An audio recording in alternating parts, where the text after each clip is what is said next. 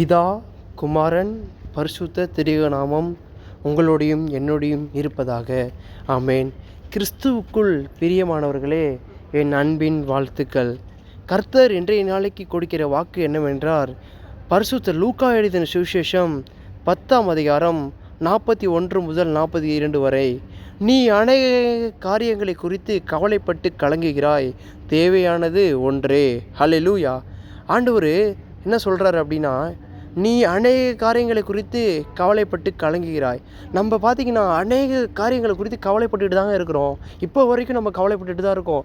நாளைக்கு என்ன நடக்குமோ, இந்த பிரச்சனை எப்படி சால்வ் ஆகுமோ, இது எப்படி முடியுமோ, இந்த கடைக்காரனுக்கு நமக்கு எப்படி இந்த ஃபைனான்ஸை இந்த பண பிரச்சனை எப்படி நம்ம தீர்ப்போமோ, நம்ம அநேக காரியங்களை குறித்து கவலைப்பட்டுகிட்டே இருக்கோங்க.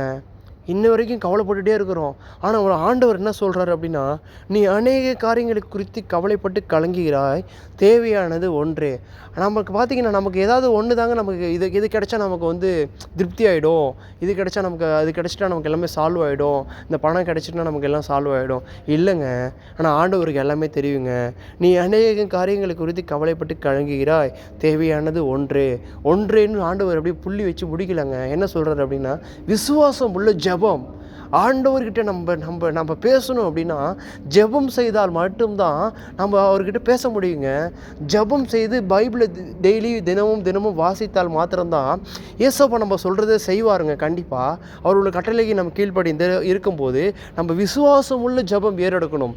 நம்ம விசுவாசிக்கணுங்க. ஆண்டவர் மேலே பெருசாக விசுவாசிக்கணும். நம்ம கண்மூடித்தனமாக விசுவாசிக்கும் போது நம்ம ஜெபத்தை கேட்கிற அவர் வல்லமை உள்ள தேவனாக இருக்கிறாருங்க. ஹல்லேலூயா. நம்ம விசுவாசமுள்ள ஜெபம் எடுக்கும்போது நம்மளுக்கு பதில் அளிப்பாருங்க. கண்டிப்பாக பதில் அளிப்பாருங்க. ஹல்லேலூயா. அதான் ஆண்டவர் நீங்கள் நாளைக்கு கொடுக்குற வாக்கு என்னவென்றால், நீ அநேக காரியங்களை குறித்து கவலைப்பட்டு கலங்குகிறாய், தேவையானது ஒன்றே. ஹல்லேலூயா. ஆனால் இன்னொரு வார்த்தை கர்த்தருடைய வசனம் சொல்கிறது, நீ விசுவாசித்தால் தேவனுடைய மகிமையை காண்பாய். நம்ம விசுவாசிக்கும் போது அவருடைய மகிமை நம்மளாலே காண முடியுங்க. அதுதான் கர்த்தருடைய வார்த்தை அழகாக சொல்கிறது. நம்ம விசுவாசிக்கும் போது நம்மளுடைய காரியத்தை கர்த்தர் கண்டிப்பாய் நிச்சயமாய் செய்ய வல்லமையுள்ள தேவனாக இருக்கிறாருங்க. ஹல்லேலூயா. நீங்கள் அநேக காரியத்தை குறித்து கவலைப்பட்டு கலங்குகிறீங்களா? ஆனால் இந்த வசனத்தை நீங்கள் கீழ்ப்படியும் போது, இந்த வசனத்துக்கு நீங்கள் விசுவாசம் உள்ள ஜெபம் செய்யும் போது கர்த்தர் கண்டிப்பாய் உங்கள் வாழ்க்கையிலே ஒரு அற்புதத்தை செய்ய வல்லமுள்ள தேவனாக இருக்கிறாருங்க. கர்த்தரை குறித்து இன்றைய நாளைக்கு கொடுத்த வார்த்தைக்காண்டி கர்த்தரை நோக்கி ஜெபம் செய்வோங்க.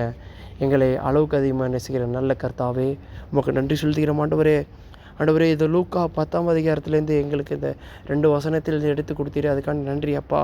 நாங்கள் அநேக காரியங்களை குறித்து கவலைப்பட்டுருக்கோம் ஆண்டவரே. ஆனாலும் தேவையானது ஒன்றே அப்பா. ஆண்டவரே, எங்களை இருதயத்தின் வாஞ்சைகளை எல்லாத்தையும் நிறைவேற்ற போதுக்காண்டி ஸ்தோத்திரம் ஆண்டவரே. விசுவாசமுள்ள ஜெபத்தை ஏறெடுக்க உதவி செய்வோம் அப்பா. கர்த்தாவே, உண்மையே நாங்கள் நம்பி இருக்கவும் நீரே கேடகம் கண்மலையும் கோட்டையுமா இருக்கிற ஆண்டவரே, அதுக்காண்டி ஸ்தோத்திரம் ஆண்டவரே, எங்களுடைய இருதயத்தின் வாஞ்சை எல்லாத்தையும் நீ மாற்ற போகிறதுக்காண்டி ஸ்தோத்திரம் அப்பா. இந்த வீடியோ பார்க்குற ஒவ்வொருவருக்கும் ஆண்டவரே தேவைகள் அநேகம் இருக்கும் ஆண்டவரே. ஆனாலும் நீ ஆண்டவரே நீ மாற்ற போகிற கிருபைக்காண்டி ஸ்தோத்திரம் ஆண்டவரே. இந்த வீடியோ பார்க்குற ஒவ்வொருவருக்கும் இந்த வசனத்தை ஆசீர்வாதமாக தர கிருபைக்காண்டி ஸ்தோத்திரம் ஆண்டவரே. இந்த வார்த்தையை ஆண்டவரே இருதயத்தில் ஆண்டவரே நீ ஊற்றுவீராகப்பா. ஆண்டவரே, இந்த வசனத்தின் மூலமாக நீ பேசுவீராக ஆண்டவரே. தேவைகள் எல்லாத்தையும் சந்திப்பா. சந்திக்க போகிற கிருபைக்காண்டி ஸ்தோத்திரம் ஆண்டவரே. தடை செய்கிற சத்துருவை நசரான இயேசு கிறிஸ்து நாமத்தினால அகற்றி போடுகிறோம் அப்பா. ஆண்டவரே, நீ பாதுகாத்துக்கொள்ளும் கிருபைக்கு ஒப்புக் கொடுக்கிறேன் ஆண்டவரே. மீட்பர் ரட்சகருமாக இருக்கிற இயேசு கிறிஸ்து நாமத்தை ஜெபிக்கிறேன் என் ஜீவனுள்ள நல்ல பிதாவே. ஆமே. என் ஆத்துமாவே கர்த்தரை ஸ்தோத்திரி, என் முழுவதுமே உம்முடைய பரிசுத்த நாமத்தை ஸ்தோத்திரி. என் ஆத்துமாவே கர்த்தரை ஸ்தோத்திரி, கர்த்தர் செய்த சகல உபகாரங்களை மறவாதே. ஆமேன். God bless you.